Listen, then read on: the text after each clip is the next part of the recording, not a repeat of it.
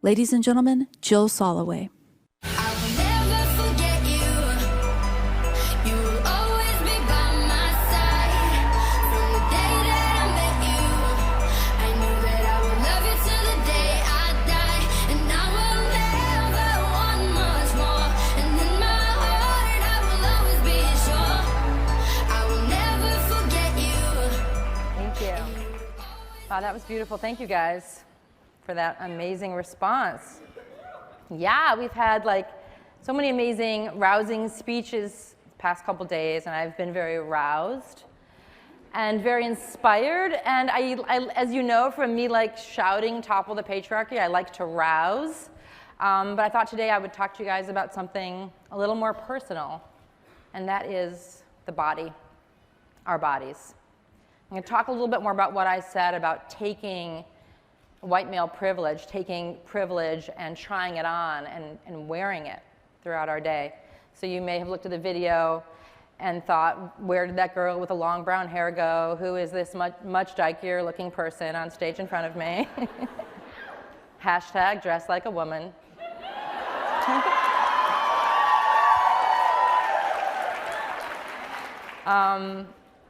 And so, yeah, when I got that phone call from my parent coming out, I definitely was, as I said, empathetic. And I definitely had like the little voice in my head, which was like, this is gonna be a great TV show. I have my thing. I finally got my thing. But I also started sort of babbling to my parent, to my Mappa, and I said so many things. Like, Mappa, yeah, the real life Mappa. I said to them, God, it's so weird. My whole life, I've also felt maybe like I might be in the wrong body. Like, I don't really understand my gender. Sometimes I have felt so much more like a guy than like a woman.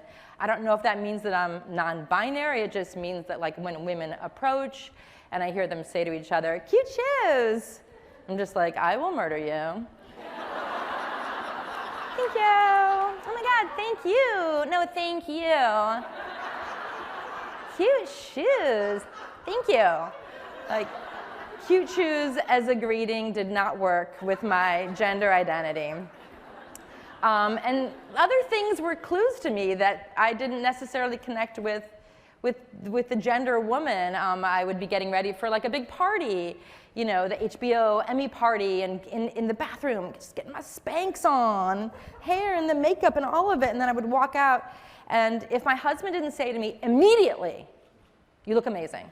If it wasn't the first thing he said, if he said something, anything else, like the babysitter, anything other than, holy shit, you look amazing, I would begin to like get this feeling that I was gonna cry.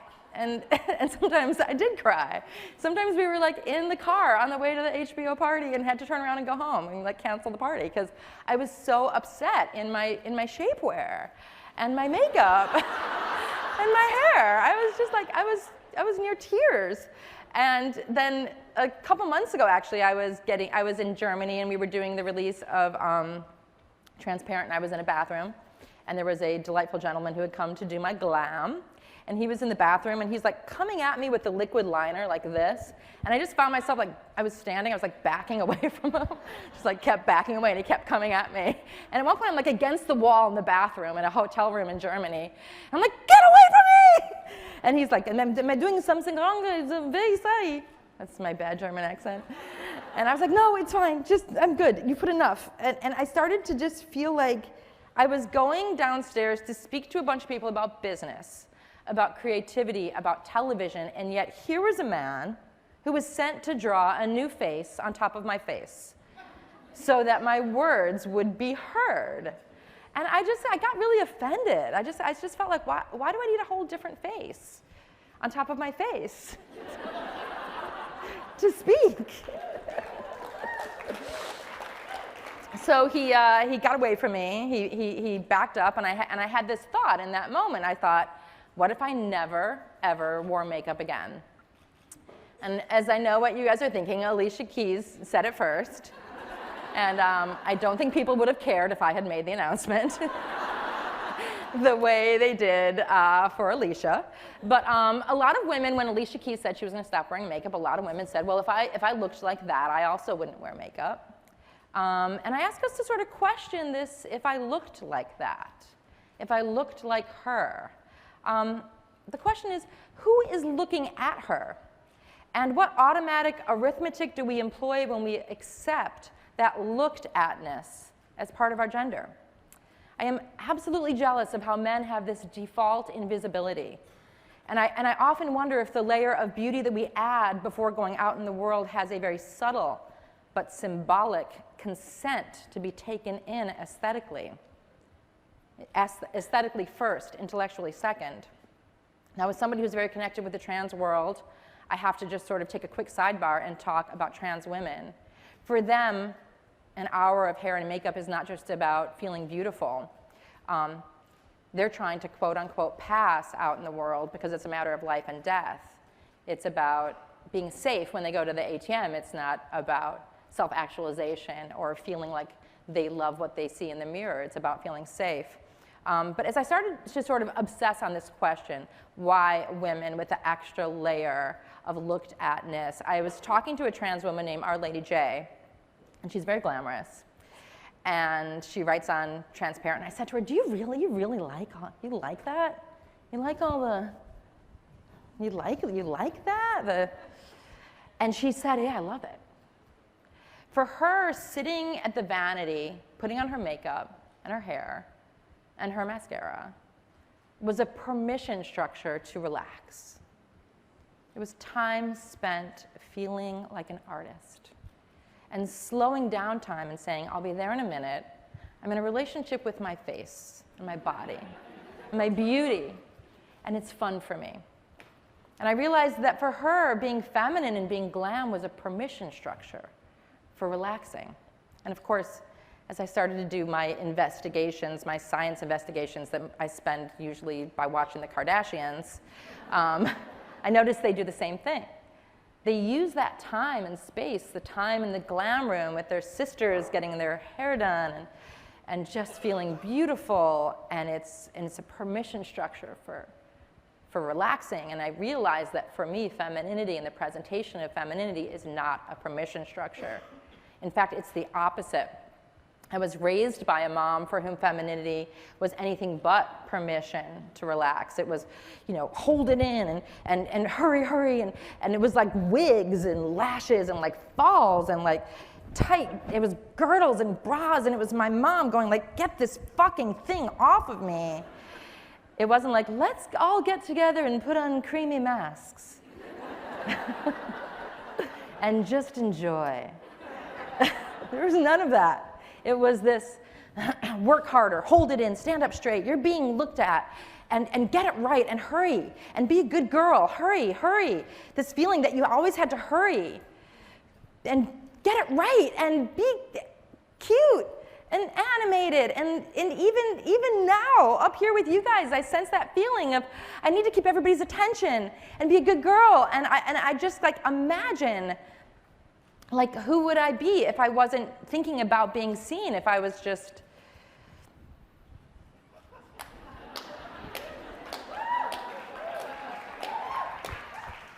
a guy. Just a dude up here letting his stomach out. Just looking at all you beautiful ladies.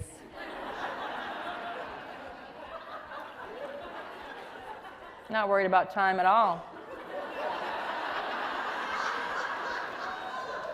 I don't even have to talk. I can just look at you. You look amazing. All you guys. You look fantastic. There's this director I heard on a podcast. I won't say his name, but he's a kind of old white guy, and I was listening to his podcast, and somebody asked him a question, and he went,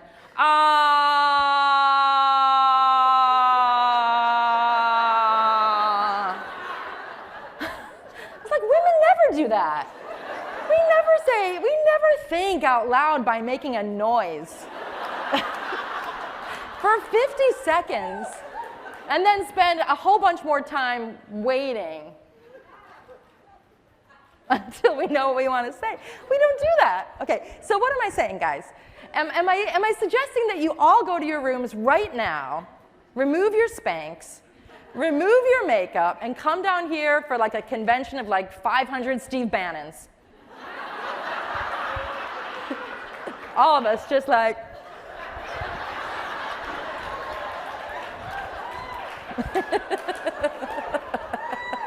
no, I'm not saying that.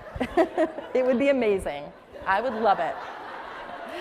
But I am asking this question and offering it to you. What do we gain and what do we lose when we frame our days in this holder of making sure we are attractive, attracting? And I do wonder if it's a problem in this fight for equality, that the space between our indoor faces and our outdoor faces have so much more distance than men's. Men get to be wholly unattracting while still commanding lots of power, because in patriarchy, men see and women are looked at. And that subtle code also implies that the man does, the woman is done to. And when we continue to offer up these signals and symbols that say we like being looked at, are we consenting to being looked at? Are we consenting to granting men the privilege of enjoying being the lookers?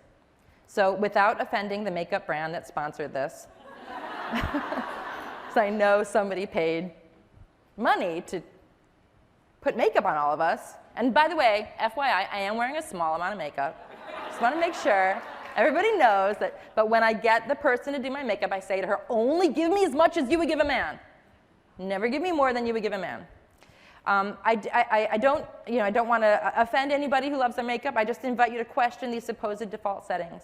Not as inherent, but laminated onto us because of the ways they serve patriarchy and propagate male privilege. As a TV maker, I often say protagonism is privilege, but as your speaker today, I invite us to inhabit our bodies with that awareness that looking is privilege, that the pleasure of seeing is privilege, that the fun of being engaged in an intellectual spark before being commented on your opinion, on your appearance is privilege. And you get to ask yourself, how much pleasure does your gender allow you? Do you like the time it takes to get ready? If it feels good, if it's a permission structure for pleasure, keep doing it by all means. But you can also use your body to signal that you are the subject, not an object, and that can inspire so much revolution and evolution when it comes to artistic things like directing and writing, professional things like power and leadership, and even legal things like our bodies and consent. I can't say I have found the person I want to be yet, and I can't even tell you that I know what gender I am or who I'm hoping to become. I'm just hoping that when Makers decides to also allow men in, I'll still be welcome. I may be neither. There may be a third gender. I may be that person. Hopefully you guys will invite me. I'd also like to make a call for Spanx to be worn in equal parts by both men and women. For men, they're called compression wear, so let's just call them all compression wear. I also want to say that from my walks around Terranea the past couple days, golf is a permission structure for wandering and relaxing. And I offer, what if all humans equally understood ourselves as viewer and viewed? What would this holy balance look like? Because for the coming resistance, the revolution, the evolution, we all get to be as comfortable and as grounded as we can to do whatever it takes to see more, worry about how we look less, to emulate male privilege if we need to, so that we can march all day and scale walls all night, boundaries and borders, both real and imagined, inside of the places that matter in the world, like Washington, D.C., and the whole planet, and the places that might even matter more, like inside of our bodies. Thanks.